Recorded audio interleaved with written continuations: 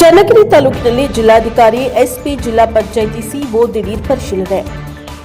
ಬರ ಪರಿಸ್ಥಿತಿ, ಆಸ್ಪತ್ರೆ, ಶಾಲೆಗಳು ಹಾಗೂ ಪ್ರವಾಸಿ ತಾಣಗಳ ವೀಕ್ಷಣೆ. ದಾವಣಗೆರೆ ಜಿಲ್ಲೆಯ ಜಿಲ್ಲಾಧಿಕಾರಿ, ಜಿಲ್ಲಾ ಪೊಲೀಸ್ ವರಿಷ್ಠಾಧಿಕಾರಿ ಹಾಗೂ ಜಿಲ್ಲಾ ಪಂಚಾಯತ್ ಮುಖ್ಯ ಕಾರ್ಯನಿರ್ವಹಣಾಧಿಕಾರಿ ಅವರು ಶುಕ್ರವಾರ ಚನ್ನಗಿರಿ ತಾಲೂಕಿನಲ್ಲಿ ವಿವಿಧ ಸರ್ಕಾರಿ ಕಚೇರಿಗಳು, ಸಾರ್ವಜನಿಕ ಆಸ್ಪತ್ರೆ, ವಸತಿ ಶಾಲೆಗಳು ಹಾಗೂ ಪ್ರವಾಸಿ ಮತ್ತು ಧಾರ್ಮಿಕ ಕ್ಷೇತ್ರಗಳಿಗೆ ದಿಢೀರ್ ಭೇಟಿ ನೀಡಿ ಪರಿಶೀಲನೆ ನಡೆಸಿದ್ದಾರೆ.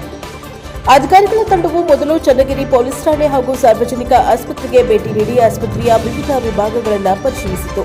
ಈ ವೇಳೆ ವೈದ್ಯರು ಹಾಗೂ ಆರೋಗ್ಯ ಇಲಾಖೆಯ ಅಧಿಕಾರಿಗಳೊಂದಿಗೆ ಆಸ್ಪತ್ರೆಯಲ್ಲಿನ ಚಿಕಿತ್ಸಾ ವ್ಯವಸ್ಥೆ, ರೋಗಿಗಳಿಗೆ ಒದಗಿಸಲಾಗುತ್ತಿರುವ ಸೇವೆಗಳು ಹಾಗೂ ಮೂಲಸೌಕರ್ಯಗಳ ಕುರಿತು ಚರ್ಚೆ ನಡೆಸಿದರು. ಬಳಿಕ ಅಮ್ಮನಗುಡ್ಡ ಸಮೀಪದ ಜೋಳದ ಮೊರಾರ್ಜಿ ದೇಸಾಯಿ ವಸತಿ ಶಾಲೆ, ದೇವರಹಳ್ಳಿ ರಂಗನಾಥ ಸ್ವಾಮಿ ದೇವಾಲಯ ಹಾಗೂ ಅಲ್ಲಿನ ವಸತಿ ಶಾಲೆಗೆ ಭೇಟಿ ನೀಡಿ ಶಿಕ್ಷಣ, ಮೂಲಸೌಕರ್ಯ ಮತ್ತು ಸಾರ್ವಜನಿಕ ಸೌಲಭ್ಯಗಳ ಕುರಿತು ಅಧಿಕಾರಿಗಳಿಂದ ಮಾಹಿತಿ ಪಡೆದರು. ಪರಿಶೀಲನೆ ವೇಳೆ ಕಂಡುಬಂದ ಸಮಸ್ಯೆಗಳನ್ನು ಆದ್ಯತೆ ಮೇರೆಗೆ ಪರಿಹರಿಸುವಂತೆ ಸಂಬಂಧಪಟ್ಟ ಅಧಿಕಾರಿಗಳಿಗೆ ಜಿಲ್ಲಾಧಿಕಾರಿಗಳು ಸೂಚನೆಯನ್ನ ನೀಡಿದರು. ಈ ಸಂದರ್ಭದಲ್ಲಿ ಮಾಧ್ಯಮಗಳೊಂದಿಗೆ ಮಾತನಾಡಿದ ಜಿಲ್ಲಾಧಿಕಾರಿಗಳು, ಕಳೆದ ಹಲವು ತಿಂಗಳುಗಳಿಂದ ಜಿಲ್ಲೆಯ ವಿವಿಧ ಗ್ರಾಮಗಳು ಹಾಗೂ ತಾಲೂಕುಗಳಿಗೆ ನಿರಂತರ ಭೇಟಿಯನ್ನು ನೀಡಲಾಗ್ತಾ ಇದೆ. ಶಾಲೆಗಳು, ಸರ್ಕಾರಿ ಇಲಾಖೆಗಳು, ಪ್ರವಾಸಿ ತಾಣಗಳು, ದೇವಾಲಯಗಳು ಸೇರಿದಂತೆ ಸಾರ್ವಜನಿಕ ಸೇವೆಗಳ ಗುಣಮಟ್ಟವನ್ನು ಪರಿಶೀಲಿಸಿ ಸ್ಥಳದಲ್ಲಿಯೇ ಸಮಸ್ಯೆಗಳಿಗೆ ಪರಿಹಾರ ಕಂಡುಕೊಳ್ಳುವ ಉದ್ದೇಶದಿಂದ ಈ ಪ್ರವಾಸಗಳನ್ನು ಕೈಗೊಳ್ಳಲಾಗುತ್ತಿದೆ ಎಂದು ತಿಳಿಸಿದರು. ತಾಲೂಕಿನಲ್ಲಿ ಮಳೆಯ ಕೊರತೆಯಿಂದ ಉಂಟಾಗಿರುವ ಬರ ಪರಿಸ್ಥಿತಿಯನ್ನು ಪರಿಶೀಲಿಸಲಾಗ್ತಾ ಇದೆ. ಯಾವ ಭಾಗಗಳಲ್ಲಿ ಬೆಳೆ ಉತ್ತಮವಾಗಿದೆ, ಯಾವ ಭಾಗಗಳಲ್ಲಿ ಬೆಳೆ ಹಾನಿಯಾಗಿದೆ ಹಾಗೂ ರೈತರು ಎದುರಿಸುತ್ತಿರುವ ಸಮಸ್ಯೆಗಳ ಕುರಿತು ಮಾಹಿತಿ ಸಂಗ್ರಹಿಸಿ ಅಗತ್ಯ ಕ್ರಮ ಕೈಗೊಳ್ಳಲಾಗುತ್ತಿದೆ ಎಂದು ಜಿಲ್ಲಾಧಿಕಾರಿಗಳು ತಿಳಿಸಿದರು. ಜಿಲ್ಲಾ ಪೊಲೀಸ್ ವರಿಷ್ಠಾಧಿಕಾರಿಗಳು ಮಾತನಾಡಿ, ಅಮ್ಮನಗುಡ್ಡ ವ್ಯಾಪ್ತಿಯ ದೇವಾಲಯದಲ್ಲಿ ಹಬ್ಬ, ಹುಣ್ಣಿಮೆ ಹಾಗೂ ಅಮಾವಾಸ್ಯೆ ಸಂದರ್ಭಗಳಲ್ಲಿ ಹೆಚ್ಚಿನ ಸಂಖ್ಯೆಯಲ್ಲಿ ಭಕ್ತರು ಆಗಮಿಸಿರುವುದರಿಂದ ವಾಹನ ದಟ್ಟಣೆ ಉಂಟಾಗಿತ್ತು. ಈ ಹಿನ್ನೆಲೆಯಲ್ಲಿ ವಾಹನ ನಿಲುಗಡೆ ವ್ಯವಸ್ಥೆ, ಸಂಚಾರ ನಿರ್ವಹಣೆ, ಸಾರ್ವಜನಿಕರ ಸುರಕ್ಷತೆ ಹಾಗೂ ಅಗತ್ಯವಿರುವ ಸ್ಥಳಗಳಲ್ಲಿ ಸಿಸಿ ಕ್ಯಾಮೆರಾಗಳನ್ನು ಅಳವಡಿಕೆ ಸೇರಿದಂತೆ ವಿವಿಧ ಕ್ರಮಗಳನ್ನು ಕೈಗೊಳ್ಳುವ ಕುರಿತು ಸ್ಥಳ ಪರಿಶೀಲನೆ ನಡೆಸಲಾಗಿದೆ ಎಂದು ತಿಳಿಸಿದರು. ಪರಿಶೀಲನಾ ಪ್ರವಾಸದ ವೇಳೆ ಜಿಲ್ಲಾ ಪಂಚಾಯತ್ ಸಿಇಒ, ತಹಶೀಲ್ದಾರ್, ತಾಲೂಕು ಆಡಳಿತದ ಅಧಿಕಾರಿಗಳು, ಪೊಲೀಸ್ ಇಲಾಖೆ ಹಾಗೂ ವಿವಿಧ ಇಲಾಖೆಗಳ ಅಧಿಕಾರಿಗಳು ಉಪಸ್ಥಿತರಿದ್ದರು. ಅಧಿಕಾರಿಗಳ ಈ ದಿಢೀರ್ ಭೇಟಿ ಮೂಲಕ ಸಾರ್ವಜನಿಕ ಸೇವೆಗಳ ಗುಣಮಟ್ಟ ಹೆಚ್ಚಿಸುವುದು, ಬರ ಪರಿಸ್ಥಿತಿಯನ್ನು ಸಮರ್ಪಕವಾಗಿ ನಿರ್ವಹಿಸುವುದು ಹಾಗೂ ಪ್ರವಾಸಿ ಮತ್ತು ಧಾರ್ಮಿಕ ಕ್ಷೇತ್ರಗಳಲ್ಲಿ ಅಗತ್ಯ ಮೂಲಸೌಕರ್ಯಗಳನ್ನು ಅಭಿವೃದ್ಧಿಪಡಿಸುವ ನಿಟ್ಟಿನಲ್ಲಿ ಕ್ರಮ ಕೈಗೊಳ್ಳಲಾಗುತ್ತಿದೆ ಎಂದು ಅಧಿಕಾರಿಗಳು ತಿಳಿಸಿದರು. ಬ್ಯೂರೋ ರಿಪೋರ್ಟ್, ದೇವರಾಜ್ ಕೆ, ನೆಲ್ಲಿಹಂಕ್ಲು, NKS ಟಿವಿ, ದಾವಣಗೆರೆ.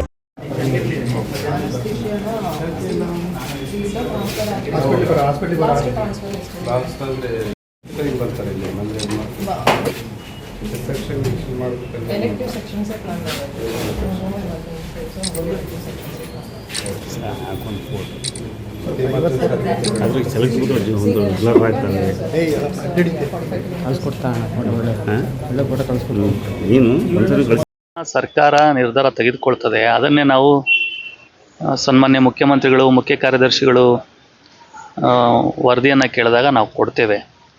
ನೀವು ಬರಗಾಲ ಘೋಷಣೆ ಮಾಡಬೇಕು ಅಂತ ಹೇಳಿದ್ರೆ ನಮ್ಗೆ ಗೊತ್ತಿದೆಯಲ್ಲ, ಮಾನದಂಡಗಳಿದ್ದಾವೆ.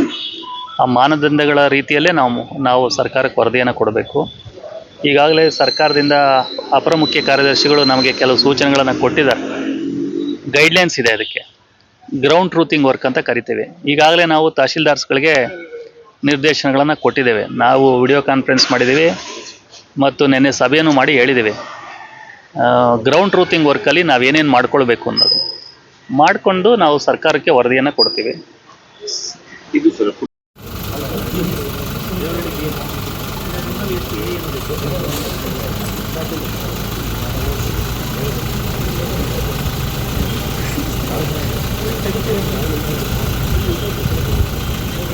ನಾವು ರೆಗ್ಯುಲರ್ ಆಗಿ ಭೇಟಿ ಮಾಡ್ತಲೇ ಇರ್ತೀವಿ, ಹೋಗ್ತಾ ಇರ್ತೀವಿ. ಆದರೆ ನಾವು ನಿಮ್ಮ ಗಮನದಲ್ಲಿ ಇರೋದಿಲ್ಲ. ಇವತ್ತು ನಾವು 3 ಜನ ಬೆಳಗ್ಗೆ ಮೊರಾರ್ಜಿ ದೇಸಾಯಿ ಹಾಸ್ಪಿಟ್ಲ್ ಕೆರೆಬೆಳ್ಚಲಿ ವಿಸಿಟ್ ಮಾಡಿದ್ವಿ. ವಿಸಿಟ್ ಮಾಡಿ ಅಲ್ಲಿ ಹಿಂದೆ ಸ್ವಲ್ಪ ಮಕ್ಕಳಿಗೆ ಕಜ್ಜಿ ಆಗಿರೋದು, ಇವೆಲ್ಲ ಸ್ವಲ್ಪ ಹೈಜೆನಿಕ್ ಪ್ರಾಬ್ಲಮ್ ಇತ್ತು. ಈಗ ಹೆಂಗಿದ್ದಾರೆ, ಅವ್ರು ಹೆಂಗ್ ಮಾಡಿದಾರೋ ಇಲ್ವಾ ಅಂತ ಸಾಹೇಬ್ರು ಒಂದು 4 ಸಾರಿ ಹೋಗಿದ್ರು ನಮ್ಮ ಸಿಇಒ ಅವರು. ಅದನ್ನು ನೋಡೋದಕ್ಕೆ ಹೋದ್ವಿ. ಪ್ಲಸ್ ನಮ್ಮ ಮಳೆ ಹೇಗಾಗಿದೆ, ಬೆಳೆಗಳು ಹೇಗಿದೆ ಅನ್ನೋದನ್ನ ನಾವು ಹಾಗೇನೆ ಟ್ರಾವೆಲ್ ಮಾಡ್ಕೊಂತ 3 ಜನ ನೋಡ್ಕೊಂಡು ಬಂದ್ವಿ.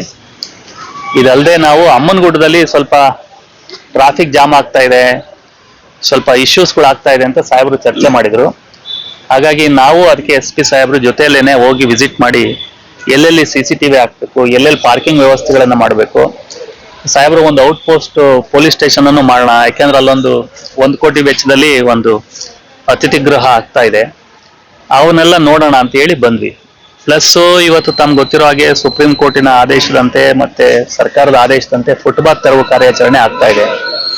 ಹಾಗಾಗಿ ನಾವು 3 ಜನ ಅದನ್ನ ಮಾರ್ಗದರ್ಶನ ಮಾಡೋಣ ಅಂತ ಹೇಳಿ ಬಂದಿದ್ವಿ.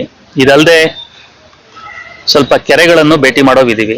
ಕೆರೆಗಳಿಗೀಗ ಉಬ್ರಾಣಿಯಿಂದ ಮತ್ತೆ ಬೇರೆ ಏತ ನೀರಾವರಿ ಯೋಜನೆಯಿಂದ ನೀರು ಬರ್ತಾ ಇದೆಯಲ್ಲ, ಅದು ಯಾವ ಹಂತದಲ್ಲಿದೆ, ನೀರು ಬರ್ತಾ ಇದೆಯಲ್ವಾ ಅನ್ನೋದನ್ನ ನೋಡೋಣ ಅಂತ. ಅದಲ್ಲದೆ ದೇವ್ರ ಗುಡ್ಡಕ್ಕೂ ಈಗ ಹೋಗ್ತೀವಿ ನಾವು, ದೇವರಹಳ್ಳಿಗೂ ಕೂಡ ಹೋಗ್ತೀವಿ ದೇವಸ್ಥಾನಕ್ಕೆ. ಮತ್ತೆ ಒಂದು ಪೊಲೀಸ್ ಸ್ಟೇಷನ್ ಅನ್ನು ಸಾಹೇಬ್ರ ಜೊತೆ ವಿಸಿಟ್ ಮಾಡ್ತಾ ಇದೀವಿ. ಅದಲ್ಲದೆ ಇನ್ನೂ ಒಂದು 2-3 ಹಾಸ್ಟೆಲ್ ಅನ್ನ ವಿಸಿಟ್ ಮಾಡ್ತೀವಿ. ಹಾಗಾಗಿ ತಾಲೂಕಿನಾದ್ಯಂತ ತಿಂಗಳಿಗೊಂದ್ಸರಿ, 2 ತಿಂಗಳಿಗೊಂದ್ಸರಿ, 3 ತಿಂಗಳಿಗೊಂದ್ಸರಿ ಬೇರೆ ಬೇರೆ. ನಿನ್ನೆ ನಾನು ಸಾಹೇಬ್ರು ಇದಕ್ಕೆ ಹೋಗಿದ್ವಿ, ಜಗಳೂರಿಗೆ ಹೋಗಿದ್ವಿ. ನಿನ್ನೆ ಎಲ್ಲ ಮೊನ್ನೆ ಹೋಗಿದ್ವಿ, ಮಂಗಳವಾರ ಹೋಗಿದ್ವಿ, ಇವತ್ತು ಇಲ್ಲಿಗೆ ಬಂದಿದ್ದೀವಿ. ಸೊ ಮಧ್ಯಾಹ್ನ ಆಫೀಸ್ಗೆ ಹೋಗ್ತೀವಿ, ಮಧ್ಯಾಹ್ನ ಜನನೂ ನಾವು ಭೇಟಿ ಮಾಡ್ತೀವಿ, ಮಧ್ಯಾಹ್ನ 3 ಗಂಟೆ ಮೇಲೆ. ಹಾಗಾಗಿ ಬೆಳಿಗ್ಗೆನೆ ಬರ್ತೀವಿ ನಾವು ಬಂದ್ರು. ಆಕ್ಚುಲಿ ಸರ್ ಈ ಸೂಳೆಕೆರೆಯಲ್ಲಿ ಔಟ್ ಪೋಸ್ಟ್ ಇತ್ತು ಸರ್ ಜನರಿಗೆ. ಯಾಕಂತಂದ್ರೆ ಸೂಳೆಕೆರೆ ಒಂದು ಪ್ರೇಕ್ಷಣೀಯ ಸ್ಥಳ ಆಗಿದೆ ಸರ್. ಅಲ್ಲಿ ಸಾಕಷ್ಟು ಜನರು ಬರ್ತಾರೆ. ಒಂದು ಔಟ್ ಪೋಸ್ಟ್ ಉಪಠಾಣೆ ಇರೋದನ್ನ ವೇಕೆಂಟ್ ಆಗಿದೆ ಸರ್. ಅಲ್ಲಿ ಮತ್ತು ಉಪಠಾಣೆ ಮಾಡಿದ್ರೆ ಸಾಕಷ್ಟು ಜನರಿಗೆ ಅನುಕೂಲ ಆಗುತ್ತೆ. ಅದ್ರ ಬಗ್ಗೆ ಏನ್ ಹೇಳ್ತೀರಾ? ಅದೇ ವಿಚಾರವಾಗಿ ಮಾನ್ಯ ಜಿಲ್ಲಾಧಿಕಾರಿಗಳು ಮತ್ತು ಸಿಇಒ ಸಾಹೇಬರು ಎಲ್ಲ ಸೇರಿ ವಿಸಿಟ್ ಮಾಡಿಬಿಟ್ಟು ಅಲ್ಲಿ ಅಸಿಸ್ಟೆಂಟ್ ಡೈರೆಕ್ಟರ್ ಟೂರಿಸಂ ಜೊತೆ ಮಾತಾಡ್ಕೊಂಡು, ಅಲ್ಲಿ ಲಾಸ್ಟ್ ಟೈಮ್ ಕೂಡ ಇದೇ ತರ ಇಶ್ಯೂ ಬಂದಿತ್ತು, ನಾನು ವಿಸಿಟ್ ಮಾಡಿದ್ದೆ. ಅಲ್ಲಿರ್ತಕ್ಕಂಥ CCTV ಹಾಕ್ಸೋದು ಮತ್ತೆ ಒಂದು ಓಪನ್ ತೆರೆದ್ಬಿಟ್ಟು ನಿರಂತರವಾಗಿ ಅಲ್ಲಿ ನಮ್ಮ ಸಿಬ್ಬಂದಿ ನಿಯೋಜಿಸುವ ಬಗ್ಗೆ ಮುಂದಿನ ದಿನಗಳ ಕ್ರಮ ಕೈಗೊಳ್ಳೋಕ್ಕೋಸ್ಕರ ನಾವು ಇವತ್ತೆಲ್ಲ ವಿಸಿಟ್ ಮಾಡಿದೆವು. ಅದರ ಜೊತೆಗೆ ಸಾಹೇಬ್ ಹೇಳಿದ ಹಾಗೆ ಈ ಹಬ್ಬದ ದಿನಗಳಲ್ಲಿ ಮತ್ತೆ ಅಮಾವಾಸ್ಯ ದಿನದಂದು ಅಮ್ಮನಗುಡ್ಡದಲ್ಲಿ ಏನು ಟ್ರಾಫಿಕ್ ಜಾಮ್ ಆಗೋ ಬಗ್ಗೆ ಮತ್ತು ಬೇರೆ ಸಾರ್ವಜನಿಕ ತೊಂದರೆ ಆಗ್ತಕ್ಕಂಥ ರೀತಿಯಲ್ಲಿ ಭಕ್ತಾದಿಗಳಿಗೆ ತೊಂದರೆ ಆಗ್ತಕ್ಕಂಥ ರೀತಿಯಲ್ಲಿ ಏನೇನು ಸಮಸ್ಯೆ ಅಂತ ಬಿಟ್ಟೇಳಿ ಈ ನಿಟ್ಟಿನಲ್ಲಿ ಯಾವ ರೀತಿ ಪರಿಹಾರ ಕೈಗೊಳ್ಳಬೇಕಂತ ಬಿಟ್ಟು ಇವತ್ತೆಲ್ಲ ಗ್ರೌಂಡ್ ರಿಯಾಲಿಟಿನ ಅರ್ಥ ಮಾಡ್ಕೊಂಡು ಅದಕ್ಕೆ ಒಂದು ರಿಪೋರ್ಟ್ ಅನ್ನ ಮಾಡಿ ಅದಕ್ಕೆ ಯಾವ ರೀತಿ CCTV ಎಲ್ಲೆಲ್ಲಿ ಹಾಕ್ಸ್ಬೇಕಂತ ಬಿಟ್ಟು ಮುಂದಿನ ದಿನ ಕ್ರಮ ಕೈಗೊಂಡು ಒಂದೊಂದಾಗಿ ಮುಗಿದು ಮಾಡಿ. ತಾಲೂಕಲ್ಲಿ 80% ಬಿತ್ತನೆ ಆಗಿದೆ ಸರ್. ಈ ಸರಿ ಮಳೆ ಬಂದಿಲ್ಲ ಸರ್. ಮುಂಗಾರು ಬರಗಾಲ ಪೀಡಿತ ಪ್ರತಿ ತಾಲೂಕು ಅಂತ ಘೋಷಣೆ ಮಾಡಬೇಕು ಅಂತ ಎಲ್ಲ ರೈತರು ಪ್ರತಿಭಟನೆ ಮಾಡ್ತಾರೆ. ಟ್ರಾಫಿಕ್ ಜಾಮ್ ಆಗ್ತಾ ಇದೆ, ಅದು ಸಿಗ್ನಲ್ ಇಲ್ಲ, ಪಾರ್ಕಿಂಗ್ ವ್ಯವಸ್ಥೆ ಇಲ್ಲ.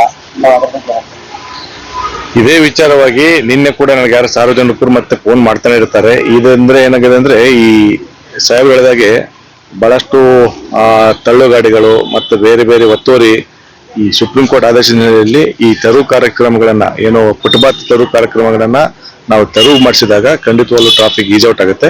ಅದರ ಜೊತೆಗೆ ಇಲ್ಲಿ ಟ್ರಾಫಿಕ್ಗೆ ಸಂಬಂಧಪಟ್ಟಂತೆ ಇನ್ನೂ ಸ್ವಲ್ಪ ಹೆಚ್ಚಿನ ಸಿಬ್ಬಂದಿಗಳನ್ನ ಕೊಟ್ಬಿಟ್ಟು ಟ್ರಾಫಿಕ್ ರೆಗ್ಯುಲೇಷನ್ ಎಸ್ಪೆಷಲಿ ಶಾಲಾ ಕಾಲೇಜಿಗೆ ಹೋಗ್ತಕ್ಕಂಥ ಮಕ್ಕಳು ಬೆಳಗಿನ ಟೈಮ್ ಮತ್ತು ಸಾಯಂಕಾಲ ಶಾಲೆ ಬಿಟ್ಟ ನಂತರ ಮತ್ತು ಇಲ್ಲಿ ಬಸ್ ಸ್ಟ್ಯಾಂಡ್ ಸ್ವಲ್ಪ ಕೊರತೆ ಇರೋದ್ರಿಂದ ಅದಕ್ಕೆ ಸ್ವಲ್ಪ ಟ್ರಾಫಿಕ್ ಜಾಮ್ ಇಲ್ಲಿ ಸಮಸ್ಯೆ ಕಂಡು ಬರ್ತಾ ಇದೆ. ಮುಂದಿನ ದಿನ ಅದ್ರ ಬಗ್ಗೆ ನಮ್ಮ ಇಲ್ಲಿರ್ತಕ್ಕಂಥ ಅಧಿಕಾರಿಗಳ ನಿರ್ದೇಶನ ಕೊಟ್ಟು ಈವ್ನಿಂಗ್ ಟೈಮು ಮತ್ತೆ ಪೀಕ್ ಅವರ್ಸ್ ಅಲ್ಲಿ ಸಿಬ್ಬಂದಿಗಳನ್ನು ನಿಯೋಜಿಸಿ ಎಲ್ಲೆಲ್ಲಿ ಟ್ರಾಫಿಕ್ ಜಾಮ್ ಆಗುತ್ತೆ ಅಂತ ಬಿಟ್ಟರೆ, ಯಾಕಂದ್ರೆ ಇದು ಜನಬಿಡಿ ಪ್ರದೇಶ ಮತ್ತೆ ಯಾಕಂದ್ರೆ ಕನೆಕ್ಟಿಂಗ್ ಟು ಶಿವಮೊಗ್ಗ ಆಗಿದ್ರಿಂದ ಬಹಳಷ್ಟು ವಾಹನಗಳ ಸಂಚಾರ ಇರುತ್ತೆ. ನಂತರ ಇದು ಕೇಂದ್ರ ಬಿಂದು ಆಗಿದ್ರಿಂದ ಜಾಸ್ತಿ ಮೂವ್ಮೆಂಟ್ ಇರೋದ್ರಿಂದ ನಾವು ಇದು ಮುಂದಿನ ದಿನ ಯಾವ ರೀತಿ ಟ್ರಾಫಿಕ್ ಒಂದು ಪೊಲೀಸ್ ಠಾಣೆಯನ್ನ ಹೊಸದಾಗಿ ಅಲ್ಲಿ ತೆರಿಬೇಕಾದ್ರೆ ಅದಕ್ಕೆ ಕೆಲವು ಮಾನದಂಡಗಳಿದಾವೆ. ಈಗ ನಾವು ಜನಸಂಖ್ಯೆ ಆಧಾರ ಒಂದ್ ಕಡೆ ಆದರೆ ಅದರ ಜೊತೆಗೆ ಅಲ್ಲಿರ್ತಕ್ಕಂಥ ಕ್ರೈಮ್ ರೇಟ್ ಕೂಡ ಇಂಪಾರ್ಟೆಂಟ್. ಅಲ್ಲಿ ನಮ್ಮ ಒಂದು ಪೊಲೀಸ್ ಠಾಣೆ ತೆಗಿಬೇಕಾದ್ರೆ ಇಷ್ಟೇ ಕ್ರೈಮ್ ಇರಬೇಕಂತ ಬಿಟ್ಟೇಳಿ ನಮಗೆ ಒಂದು ಮಾನದಂಡ ಇದೆ. ಆ ಮಾನದಂಡವನ್ನ ಅದಕ್ಕೆ ಸಮರ್ಪಕವಾಗಿ ಮೀಟ್ ಆದರೆ ಖಂಡಿತವಾಗಲೂ ಅದಕ್ಕೆ ನಲ್ಲೂರಿಗೆ ಒಂದು ಠಾಣೆ ಬರುತ್ತೆ. ಇದೇ ವಿಚಾರವಾಗಿ ನಾವು ಕೂಡ ನೀವು ಹೇಳಿದಾಗೆ ಸುಮಾರು 10 ವರ್ಷಗಳಿಂದ ಪ್ರಸ್ತಾವನೆಯನ್ನು ಸಲ್ಲಿಸ್ತಾ ಇದ್ದೆವು.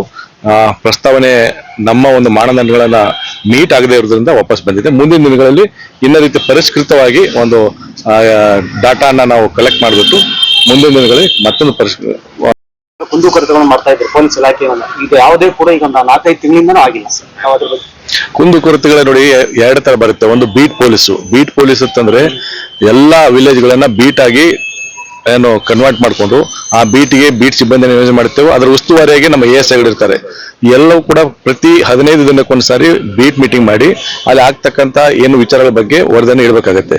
ಇನ್ನು ನೀವು ಹೇಳಿದಾಗೆ ಜನಸಂಪರ್ಕ ಸಭೆ ಅಂತಂದ್ರೆ ಈ ಎಸ್ಪೆಷಲಿ ಯಾವ್ದೋ ಹಬ್ಬ ಬಂದಾಗ ಅದರ ಜೊತೆಗೆ ಶಾಂತಿ ಸಭೆಯನ್ನು ಮಾಡ್ತೇವೆ. ಮುಂದಿನ ದಿನಗಳಲ್ಲಿ ನೀವು ಹೇಳಿದಾಗೆ ಜನಸಂಪರ್ಕ ಸಭೆಯನ್ನು ನಾವು ಮಾಡ್ತಿರ್ತೇವೆ.